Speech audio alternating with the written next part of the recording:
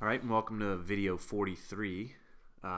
If you saw video 42, which is helpful for this, on drawing ray diagrams for mirrors, I promise I wasn't trying to make the longest YouTube video ever, so I'll try to make this one a little faster.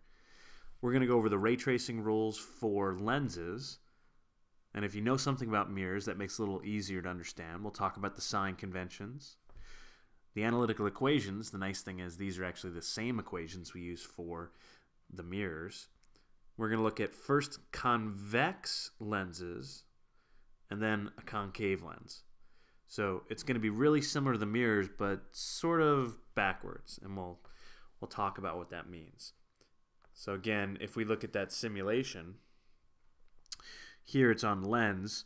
A big difference is when you look at the focal length for a lens, if it's a convex lens, it's going to have a positive focal length, whereas if it's a concave lens or diverging lens, it's going to have a negative focal length. And we're going to be looking at what happens when the object is far away, further than twice the focal length, when it has an object distance that is somewhere between the twice the focal length and the focal length, and what happens when it's less than the focal length. So you can see that changes. One big difference between this and mirrors is that with lenses, if the image is formed on the opposite side of the lens compared to the object, that's considered a positive distance, whereas with mirrors that would have been a negative distance. Similarly, if it forms on the same side, this is a negative DI, or image distance, for lenses, but it would have been positive for the mirror. So we'll keep that in mind. So as far as conventions, again, this is now going to be positive for convex. So for convex lens, it's going to look like this.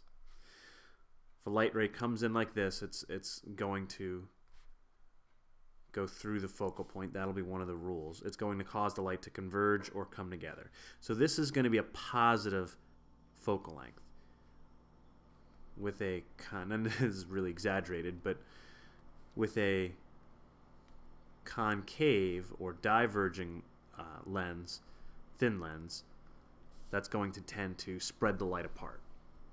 So again, the distance behind the lens, if the image forms on the opposite side over here, that's going to give you a positive object distance, and if it forms on this side, you're going to get a virtual or an image and a negative image distance. Again, it's real if it's on the opposite side of the lens from the object, and it's virtual if it's on the same side.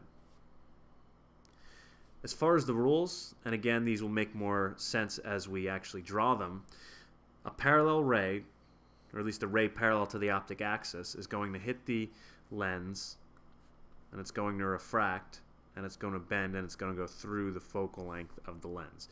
That's rule number one. Rule number two is that if this is the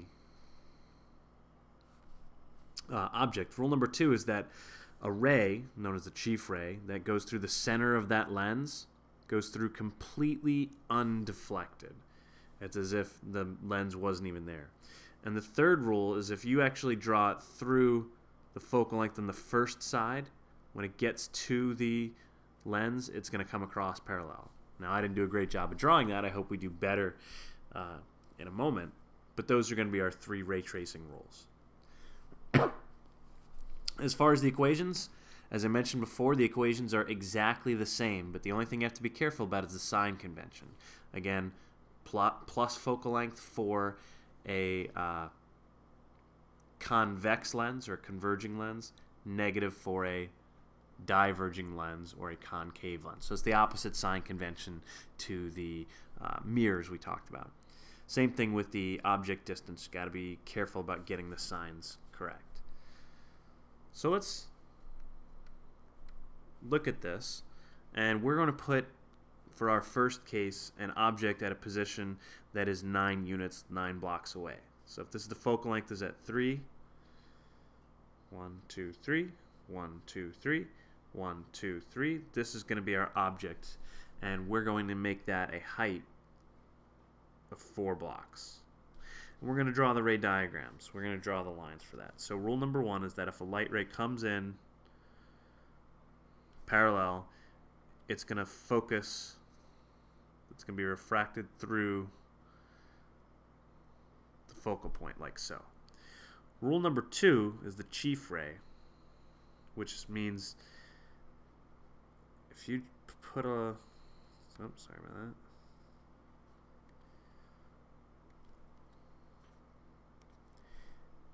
If you go through the center of the lens, it's going to go through completely undeflected.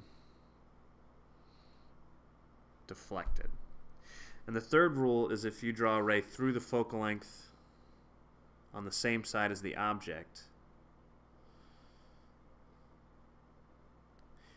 it's going to be refracted and come out perfectly parallel to the optic axis. So that's going to give us an object that is going to be inverted, and it's going to be on the opposite side of the object. So looking at this, you can see it is inverted, and it's going to be real because it has a positive image distance. It's on the opposite side as the object. In terms of the equations, I'll write it this way once, because this is the way it's normally given in reference tables and such. But a more convenient form of this is di equals f do minus f, which for you really hardy folks who actually watched the whole last video saw me derive that. So the focal length is 3, the object distance is 9, so that's 9 minus 3, that's going to give us 27 over 6, which is going to give us 6.5 for the image distance. So di is 4.5.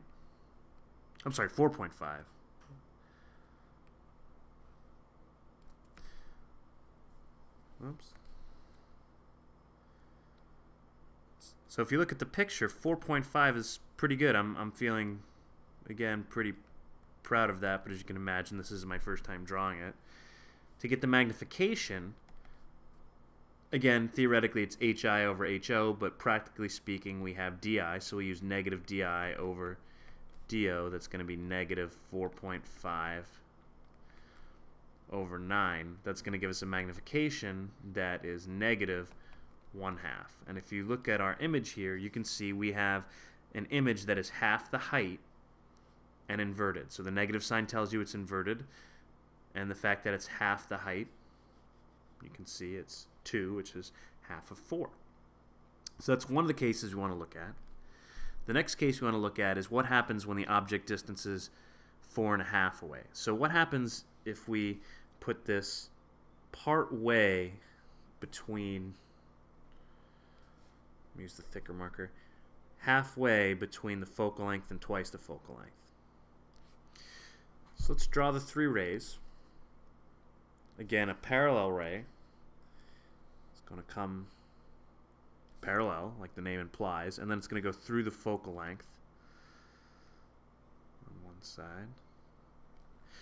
A second ray we can draw would be the chief ray, which starts at, by convention, the top of the image and goes through the center of the ray and is completely undeflected, like so. And the third ray, if it goes through the focal point on the first side,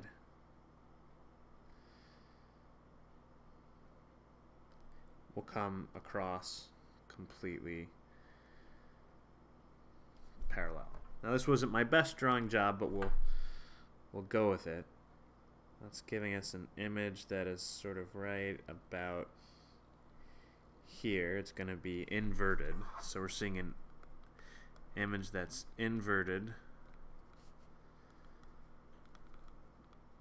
bigger, and again it's real because it's on the opposite side compared to the object.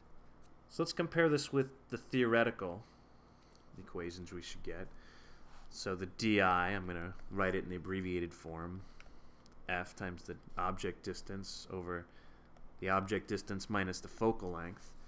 And you start plugging in the numbers. That's going to be 3 times 4.5, because that's the object distance, over the object distance 4.5 minus 3. that's going to give us an image distance that is 9. Notice that's plus 9, which is consistent with it being on the opposite side of the image. Now here we, drawing it, got about 8.6 maybe, and that's okay. It's not always easy to draw it by hand, but analytically you should get plus 9, plus being on the opposite side compared to the object. So to get the magnification, negative hi over, whoops, negative di I should say. It is hi over ho, or negative di over do, which is going to be negative 9 over 4.5. That's going to give us a magnification that is plus 2. So the image we see should be twice the object's height, and it looks like it is. So overall, good job. The next case we want to look at, and this one's a little more challenging to draw, is what if you have an object that's actually closer than the focal length? So we're going to put an object at a distance of 1.5, so about half the focal length away from the lens. And we're going to make that object 2 blocks tall. And we're going to draw the ray diagrams. One ray diagram, multiple ray lines. So if it comes in parallel, it's going to go through, you guessed it, the focal point. If it goes through the center, like a chief ray, it goes through completely unaffected. Now immediately you're looking at this, much like we did with the mirrors, going, I don't think those blue lines are ever going to intersect. And that's because they're not. They're diverging. Let's go ahead and let's draw what would it look like if we had a ray that came from this direction. So I'm going to draw it from here, even though it actually originates obviously from the top of the green arrow there. And then it would refract and come out completely parallel. These rays, these 3, will never intersect. However, if you were to look on this side, we could trace these rays back, and let me use a different color this time around. Yellow's not good. Bright green, that sounds good. And what I'm going to try to do, even though it's going to overlap here, is draw a path back like so. So that's tracing the ray back. And then this one, I'll start from here, just I need to start from somewhere. And I'll try to trace the ray back like that. And then this one, I'll try to do the same. Trace the ray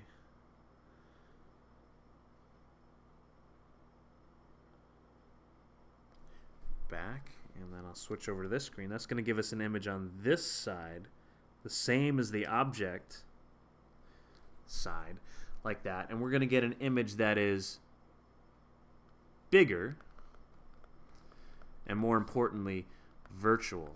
So unlike with mirrors, when the image is on the same side as the object, that is considered virtual, and it's going to be right side up instead of inverted. So there's going to be the 3 conditions. So again, if you look at this simulation, this is the same thing we observed. If you're far away, you're going to see an image that is smaller and inverted and real, because it's on the opposite side of the object. If you put it in between 2 focal lengths and 1 focal length, you're going to get an object's image that is inverted, real because it's on the opposite side, and bigger. If you put it right at the focal point, problem. The rays never converge on the opposite side, so you never get a real image, and they never convert on the virtual side, the same side as the object. So it's just out of focus. You're never going to get an image to form anywhere. If, however, you bring it in closer, you're going to get a virtual image that is right side up and on the same side, as all virtual images are. So the last thing we need to look at is we need to look at, well, what happens if we switch the sign on the focal length and make this a diverging lens? if we do that, you can see that the image we get is always going to be virtual. There's no way to get the light rays from here to converge on a point because a diverging mirror or concave mirror is always going to spread those lines out. So if you bring it closer, it gets bigger, but the biggest it ever gets is 1 if it's right against the lens, and the further back you go, the smaller and smaller it gets. So let's just pick one distance and draw a ray diagram for that. So if we look at this picture, let me zoom in a little. This is a lousy attempt at drawing a thin concave lens or diverging lens. But let's go ahead and put an object at a position of +9. And we are going to make that object a height of 2. And we're going to attempt to trace our rays again. So if you start at the top of the object and you come in parallel, those light rays are going to be refracted as if they came from this side.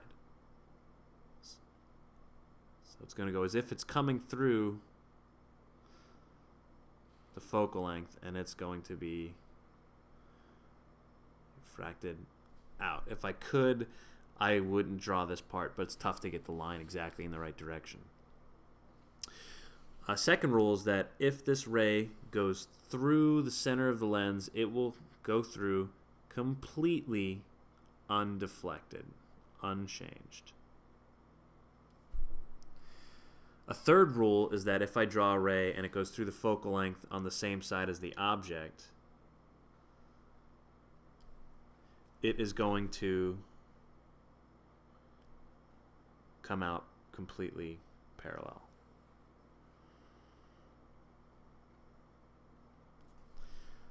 Like that.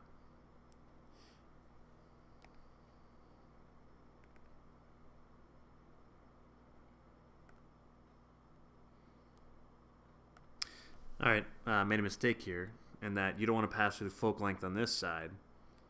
You want to make sure you're passing through the focal length on the other side, at least the direction that you would have to go to pass through the focal length. So let's go ahead and fix that.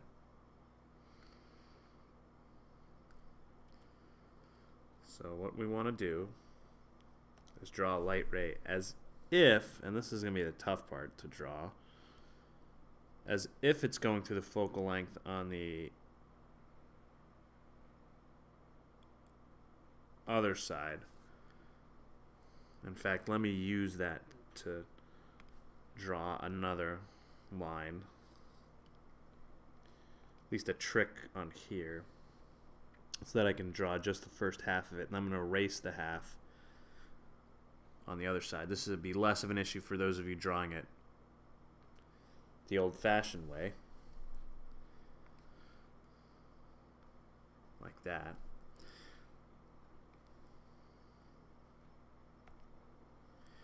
So now if you trace this back,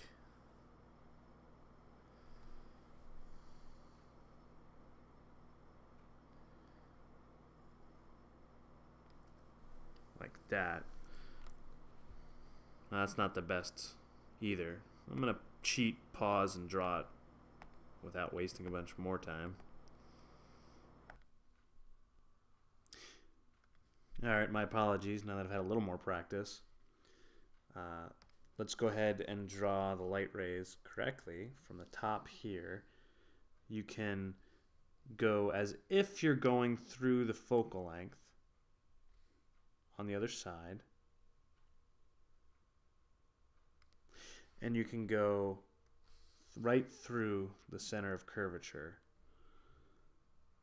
right at the optic axis, like so.